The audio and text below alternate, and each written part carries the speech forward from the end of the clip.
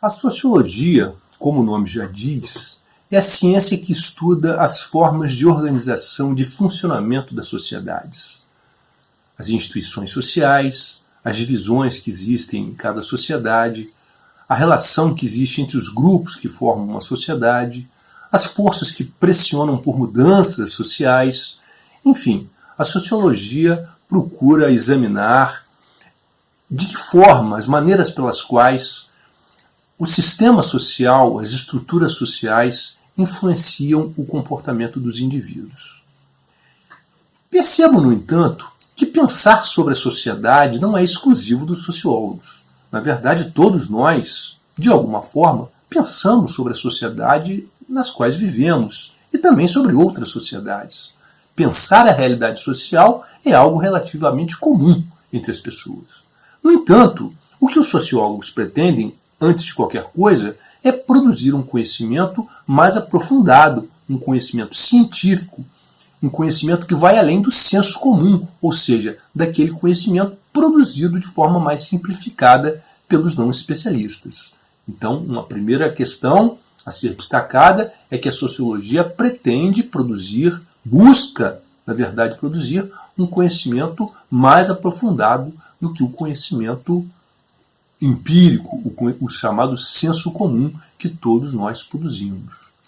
O segundo ponto é que, ao longo da história, existiram pensadores importantes que pensaram também, de forma mais elaborada e aprofundada, questões sociais.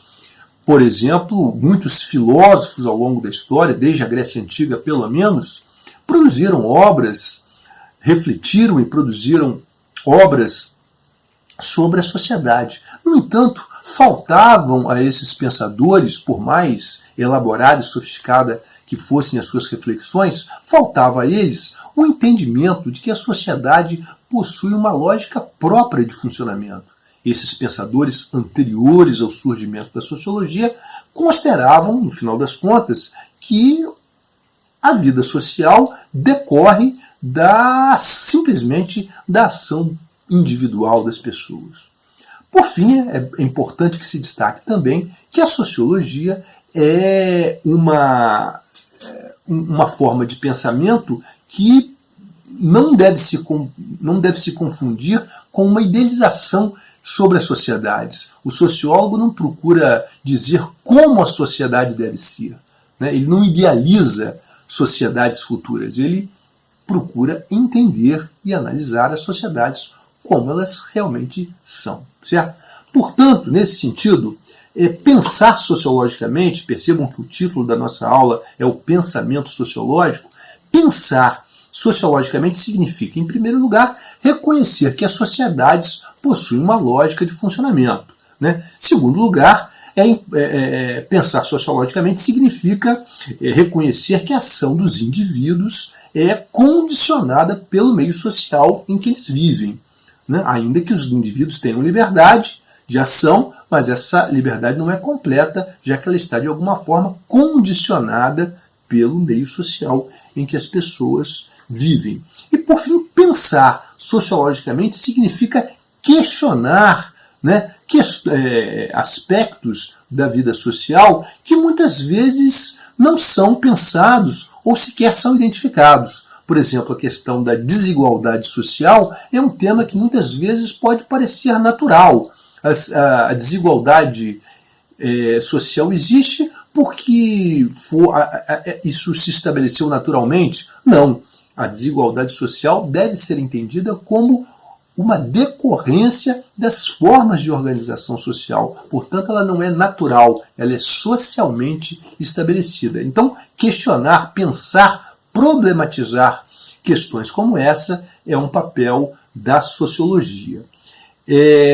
Como vimos na nossa aula passada, na nossa primeira aula, a sociologia, assim como todas as ciências que se ocupam do estudo das sociedades, como a antropologia, como a história, como a economia, entre outras, ela possui algumas especificidades. Como vimos, estudar a sociedade não significa a mesma coisa que estudar a natureza, né? Então, algumas considerações precisam ser lembradas quando falamos no pensamento sociológico. Por exemplo, todo sociólogo é um ser social, é um ser humano que vive em sociedade e que possui visões pessoais sobre a sociedade, o que vai acabar, de alguma forma, influenciando no seu pensamento, no seu trabalho. Né? Um outro aspecto, como vimos também na aula passada, as sociedades produzem opiniões sobre si próprias.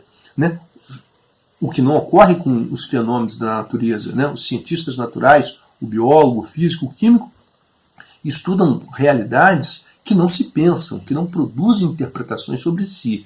Já os cientistas sociais, entre os quais o sociólogo, estudam objetos, né, aquilo que ele estuda, pensa a si próprio, e as interpretações que as sociedades produzem sobre elas próprias precisam ser levadas em consideração pelo sociólogo. Né? Apesar disso, como todo cientista, o sociólogo precisa buscar a objetividade do seu conhecimento. Né? A meta de todo cientista social e, consequentemente, de todo sociólogo é buscar a objetividade, ou seja, demonstrar com dados objetivos as suas conclusões. A sociologia ela surgiu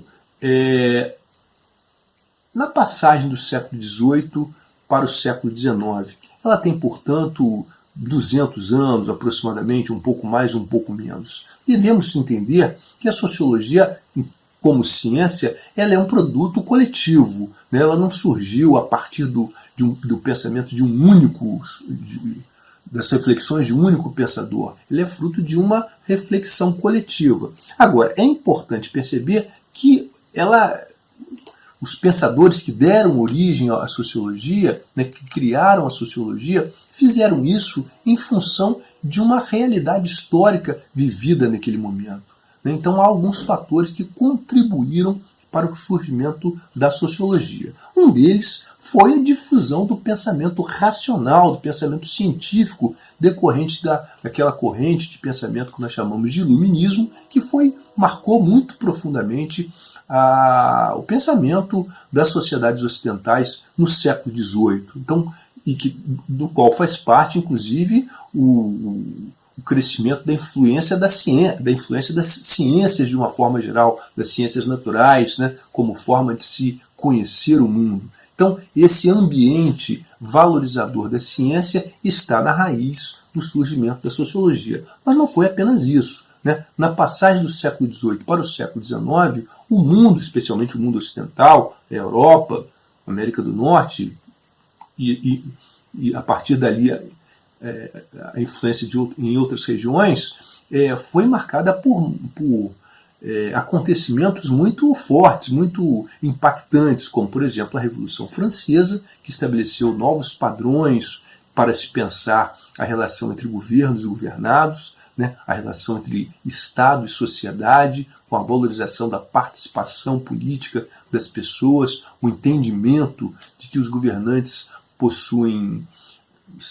poder dos governantes deve ser exercido a partir do reconhecimento de direitos dos cidadãos, portanto, isso é uma nova realidade social que se estabeleceu a partir daquele momento, e também é muito importante a Revolução Industrial, que foi um acontecimento de enorme impacto sobre a vida das sociedades. A Revolução Industrial entendida como uma revolução econômica, social e tecnológica que estabeleceu um ritmo de mudanças muito mais intenso a partir de então. Antes da Revolução Industrial, a vida da maioria das pessoas transcorria de forma muito parecida com a dos seus pais, dos seus avós, dos seus antepassados. As mudanças ocorriam, mas ocorriam num ritmo muito lento. A partir da Revolução Industrial, com seu processo de urbanização, de modernização tecnológica contínua, as mudanças sociais passam a ser muito mais aceleradas. De uma geração para outra, já são muito visíveis as mudanças.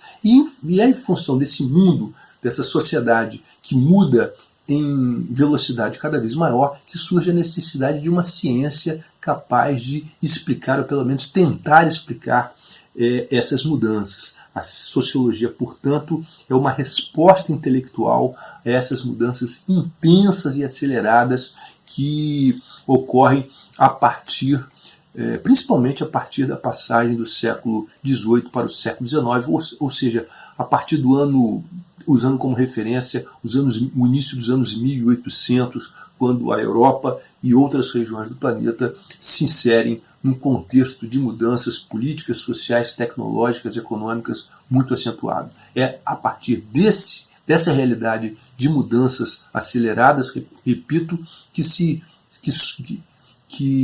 surgem pensadores interessados, preocupados em explicar essas mudanças, e a sociologia é uma decorrência disso.